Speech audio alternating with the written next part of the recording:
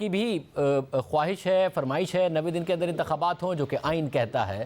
तहरीक इंसाफ की भी यही मुतालबा कर रही थी। अब सदर मुमलिकत ने अपना इख्तियार तो नहीं इस्तेमाल किया, मगर इलेक्शन कमीशन से कहा कि वो सुप्रीम कोर्ट से इस हवाले से रहनुमाई ले। तहरीक इंसाफ ये कह रही है कि अब सुप्रीम कोर्ट इस हवाले से फैसला करे। पीपल्स पार्टी क्या कह रही है? बिस्मिल्लाहिर्रहमानिर्रहीम। देखें, पीपल्स पार्टी कल सीसी की मीटिंग है, इसके ऊपर बड़ी तफसीली जो है वो गौर होगा। लेकिन इलेक्शन कमीशन एक इंडिपेंडेंट इदारा है, इलेक्शन कमीशन ने इलेक्शन कराना है। अब सदर पाकिस्तान अलवी साहब जो हैं वो अब पराई शादी में अब्दुल्ला दीवाना वाला किरदार अदा कर रहे हैं कि वो मशवरे दे रहे हैं कि आप जाकर सुप्रीम कोर्ट से इस पर मशावरत करें। भाई वो एक इंडिपेंडेंट इदारा है, इलेक्शन कमीशन इलेक्शन करवाना है। हमारा उनसे ये मुतालबा है कि आइन के तहत 90 दिन के अंदर इलेक्शन कराया जाना चाहिए। इसमें सुप्रीम कोर्ट का मैं नहीं समझता कोई ऐसा कुछ रोल है या प्रेसिडेंट का एक रोल है। और जिस तरीके से उन्होंने एक लेटर लिखा है और वो भी पीटीआई के जो है वो खत के प्रेशर में, पीटीआई के प्रेशर में जो उन्होंने लिखा है वो और बात है। लेकिन मैं समझता हूँ कि इलेक्शन कमीशन है और इलेक्शन कमीशन को चाहिए कि वो इलेक्शन की डेट, देखिए हम तो कह रहे 90 दिन में, आप इलेक्शन की डेट तो दे देना। आपने डिलिमिटेशन की डेट दे दी, आप इलेक्शन की डेट गालिब आप जनवरी में देते, उस पर हम डिबेट करेंगे, उस पर हम लड़ेंगे, जो भी है हम कानूनी चार्ज जो भी करें वो हमारी सीसी ने डिसाइड करना है। लेकिन कोई डेट तो दे दे। इस वक्त तो पाकिस्तान में किसी को नहीं पता कि इलेक्शन कब होना है। ये बड़ी अहम बात है कि एक वाहिद नून लीग है जो कह रही है जनवरी के आखिर या फरवरी में होंगे, जिसके ऊपर बिलावल भुट्टो ज़रदारी तनकीद कर रहे हैं और कि ना इलेक्शन कमीशन बता रहा है ना हमें पता है, एक ही जमात को पता है कि इलेक्शन कब होंगे, और जिसकी वजह से वो कह रहे हैं कि लेवल प्लेइंग फील्ड नहीं है। तो इलेक्शन कमीशन अपनी जिम्मेदारी नहीं पूरी कर रहा।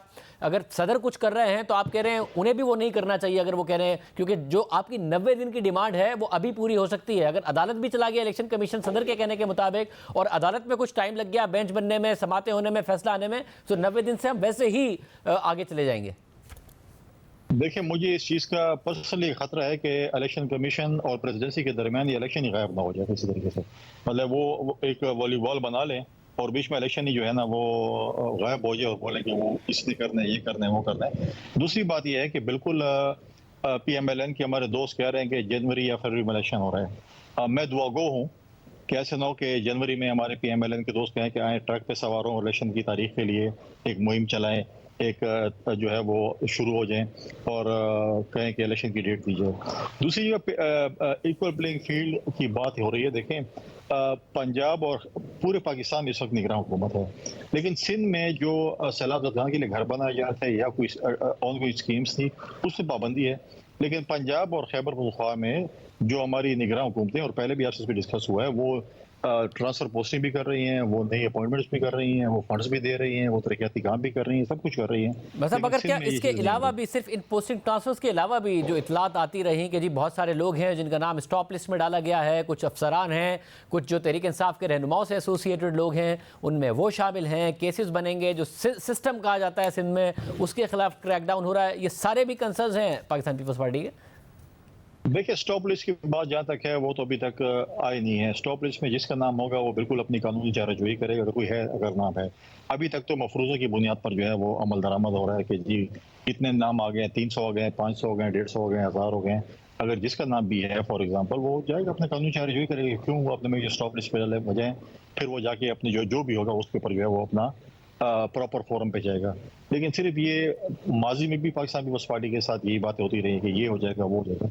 हमने माजी में भी फेस किया, लेकिन हम कहते हैं कि बिल्कुल आप करें, लेकिन ऐसा ना हो कि माजी की तरह पार्टियां तोड़ी जाएं, नैब को इस्तेमाल किया जाए और जो है कहा जाए कि जी आप फलां पार्टी में जाएं तो आप धुल जाएंगे और अगर आप फलां पार्टी में नहीं गए तो आप फिर गुनाहगार होंगे। ऐसा काम ना होना। तो जो माजी में हुआ था, जब ये कह रहे हैं कि लेवल प्लेइंग फील्ड नहीं है, तो वो क्या अब हो रहा है या उसको सिर्फ आपको अंदेशा पैदा हो रहा है और इस तरह हो रहा है कि धुल जाएंगे अगर नून लीग में जाएंगे, ये वाला माहौल पैदा हो रहा है? नहीं, देखिए, माजी में पाकिस्तान पीपल्स पार्टी पर बंदी लगाई गई, पेट्रियट बनाई गई, आपने नैब के केसेस बनाए गए, फिर आपने माजी में लोगों को PTI में भी भेजा गया, ऐसी चीज़ें हुई हैं और नैब को इस्तेमाल किया गया। इसलिए हम कह रहे हैं कि ऐसे ना हो। कल हमारी CC की मीटिंग है, जो भी खदशात हैं वो सारे जिन के उसके अंदर रखे जाएंगे और शाम को जो प्रेस कॉन्फ्रेंस होगी उसमें तफसीली जो मैं समझता हूँ कि पूरी एक मगर पुलिस साहब, इसमें आसिफ जरदारी साहब और बिलावल भुट्टो एक पेज पे कैसे आएंगे? क्योंकि ज़रा पहले आप लोगों ने नए सेंसस को वेलकम किया, फिर आपने कहा कि जी अगर हल्का बंदी आप करनी है तो जल्दी कर दें, ज़्यादा स्टाफ हायर कर लें। फिर पीपल्स पार्टी ने यह भी कहा कि हल्का बंदियों की ज़रूरत नहीं है, वक्त पर इंतखाबात होने चाहिए 90 दिन के अंदर। फिर जरदारी साहब ने कह दिया कि नहीं जी हल्काबंदियाँ तो होंगी, और उन्होंने बड़ी उम्मीद का भी इजहार किया SIFC से और तमाम चीज़ों के बारे में।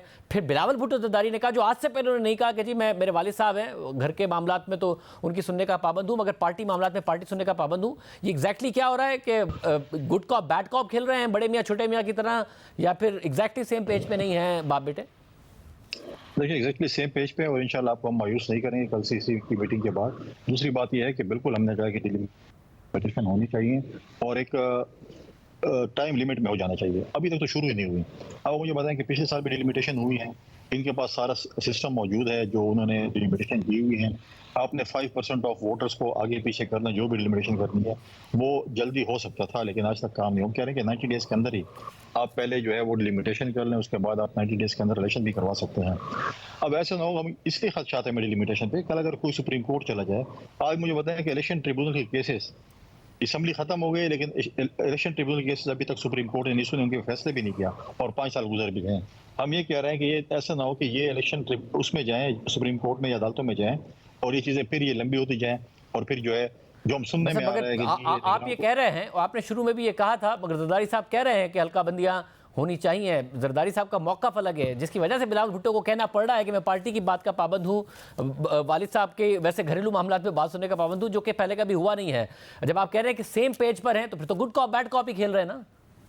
कोई गुड कॉप बैड कॉप नहीं है। और दूसरी बात यह है कि देखें, हम तो डिलिमिटेशन बिल्कुल हम कहते हैं, हमारे जब पिछली सीसी में हुई थी, हमारी जो लीगल टीम थी, जो हमारे दोस्त हैं, उन्होंने हमें बताया कि ये चीज़ें ऐसी ऐसी हो सकती हैं। हमने उसको प्रोटेक्ट किया।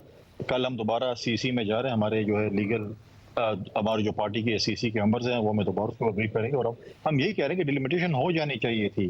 क्यों आज तक नहीं हुई? 1 महीना क्यों उसके ऊपर जो है, आपके पास सब कुछ तैयार था और आपको पहले तैयारी कर लेनी चाहिए थी अगर ये चीज़ हो रही थी, और कर नहीं रहे। हम तो आज भी हम इलेक्शन कमीशन पे एतमाद है कि वो जल्द जल्द कर लेंगे। मतलब मगर क्या ऐसा है कि जरदारी साहब पर ज़्यादा दबाव है जो कि बिलावल भुट्टो जरदारी पर नहीं है, जिसकी वजह से उन्होंने बयान दिया, बिलावल भुट्टो जरदारी को डिस्टेंस करना पड़ा ताकि कहीं ना कहीं पार्टी की इलेक्शन कैंपेन और बयानियां भी रहे और जरदारी साहब मामला भी सुलझाते रहे?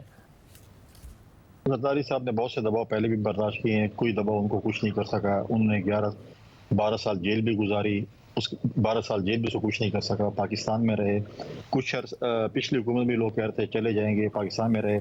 अभी जब बाहर गए थे, दुबई गए थे अपने आँख की चेकअप के लिए, लोगों ने कहा कि जी वो पाकिस्तान छोड़ के चले गए हैं। जब वापस आ गए हैं, यही लोग कह रहे हैं कि जी उनको वापस बुला लिया गया है।